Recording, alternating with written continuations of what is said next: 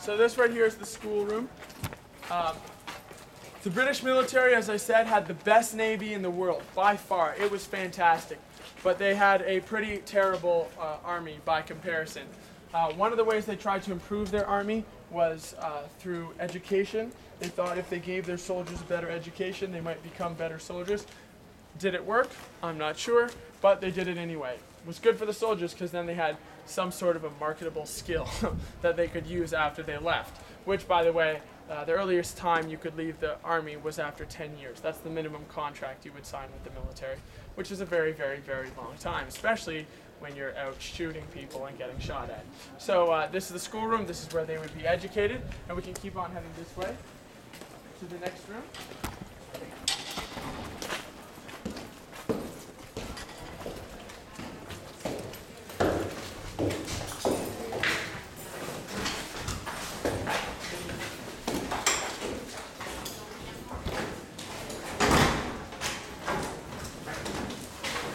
Okay, so who wants to guess as to what this is?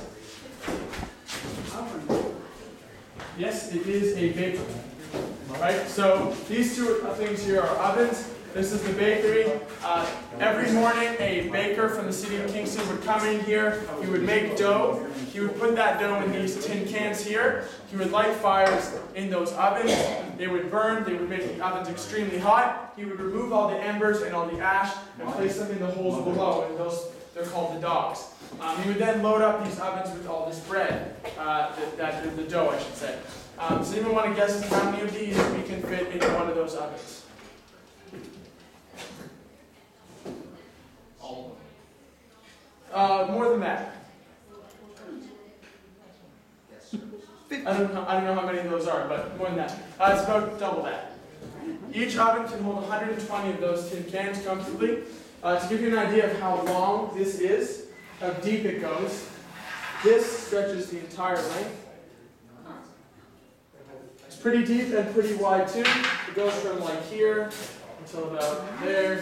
So there's a lot of room in there for bread. You can cook 2 rounds of bread per fire. And as well, you have 2 ovens, so if anyone wants to do some quick mental math, 2 times 2 times 120. There you go. Maximum capacity of this bakery for a morning is 480 loaves of bread. Of course, they wouldn't make 480 loaves of bread. That's way, way, way too much. However, if they had, if there was an imminent threat or a war was about to begin or had already begun, and they had to double the garrison. So remember I said that those barracks rooms generally would hold 11 people but could hold up to 20. So if they had to pack people in because they were going to be shooting it out with the Americans, they needed enough room in these ovens to make room for 700 soldiers, as opposed to a regular 350. Okay, so we're going to head.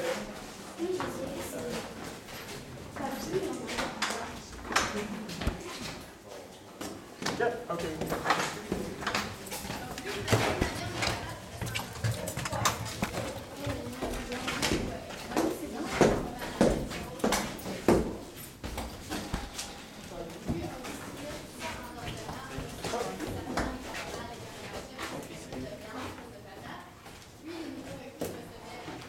Alright, so here we are in the married quarters.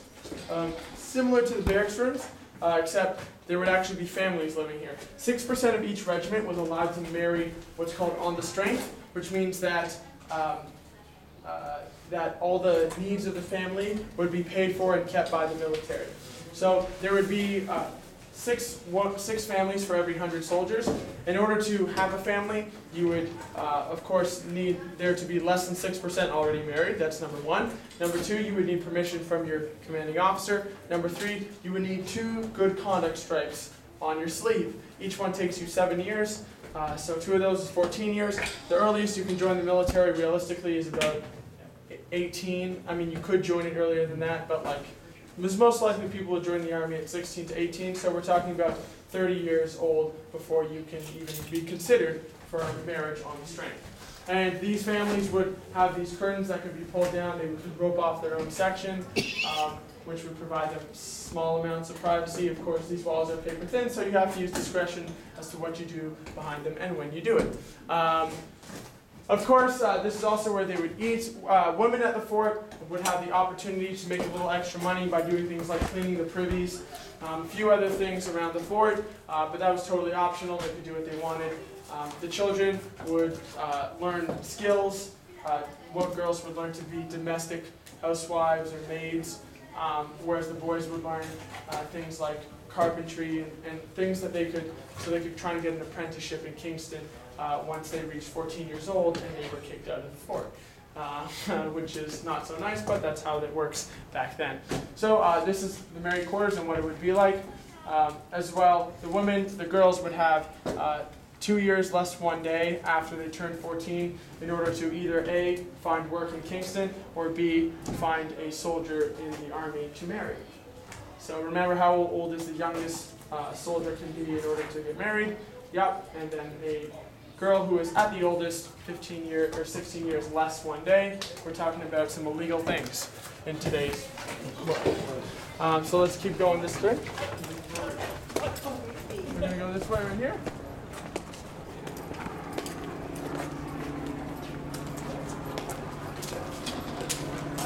Now, before they file out, I'll just talk a little bit about the room we're about to go into.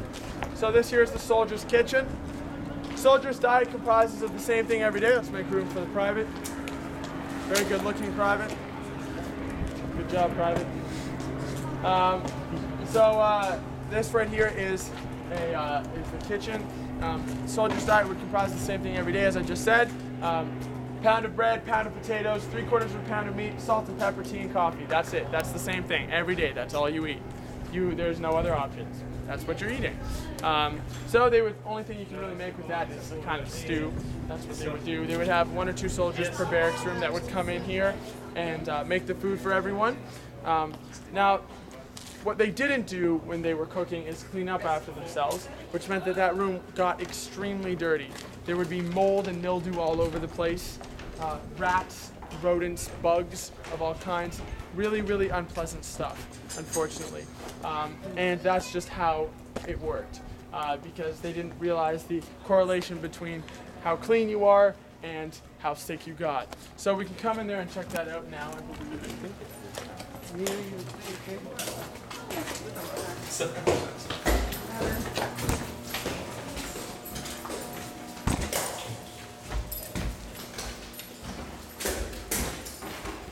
So this is the room. As I said, they would be making stew.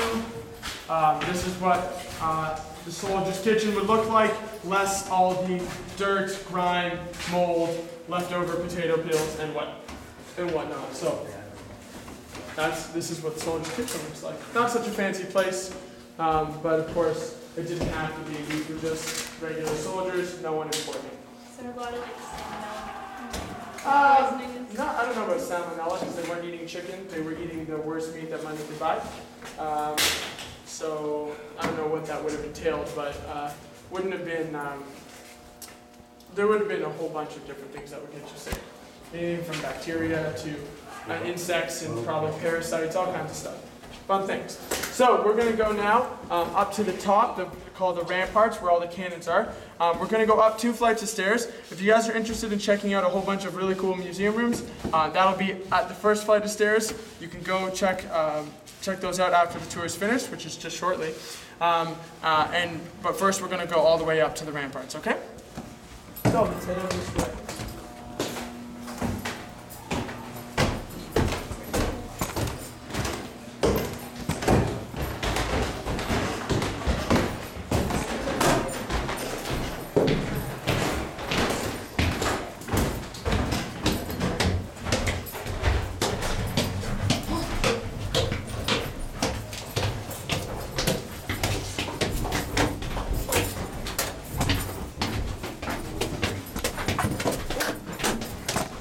Watch your steps. Yep.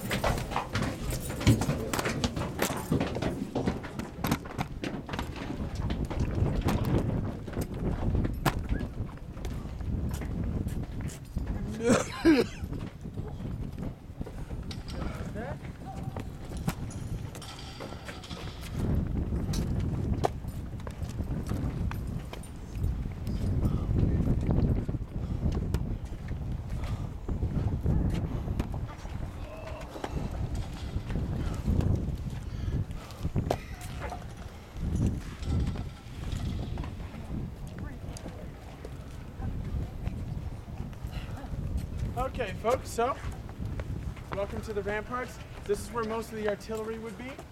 Just about everything you see here, every semicircle would have had a gun on it. They all would have been 24-pounder smoothbore muzzle-loading guns, which are these ones you see here. They fire 24-pound solid iron shot. Pretty impressive artillery pieces. There are a few other kinds of artillery pieces that would be here. You can see them on that wall over there.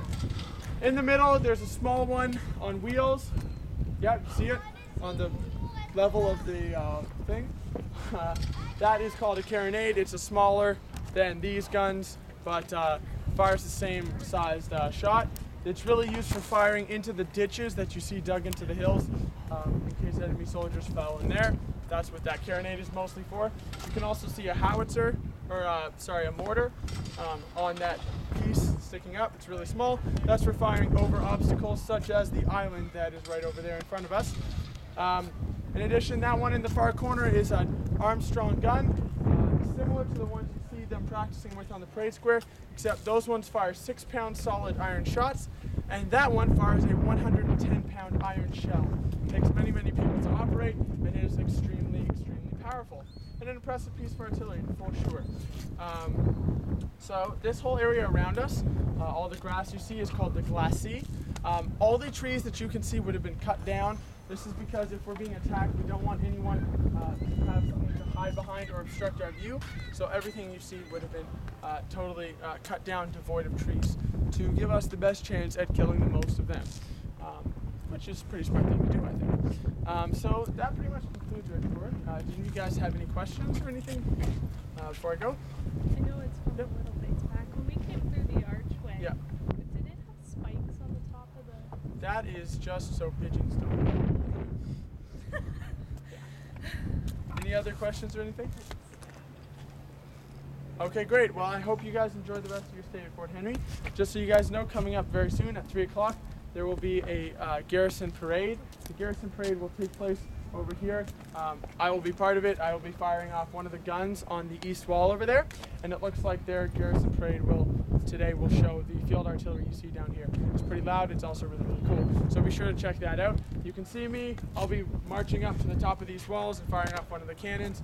I'll be the one closest to the cannon on the far side. It'll be that one over there. The third one, or the third normal sized one from the left. I'll be doing all the things like shoving the gunpowder to the back of the gun really, really coolly, because that's how it works. So with that, I hope you guys enjoy the rest of your stay at Fort Henry. In the meantime, you guys can check out some museum rooms on the balcony level. Lots of fun stuff to look at. So enjoy the rest of your stay. If you have any questions really quick, you can ask them, or otherwise, I will see you guys later, and enjoy the parade. Thank you. Have a good one, folks. Is there a place to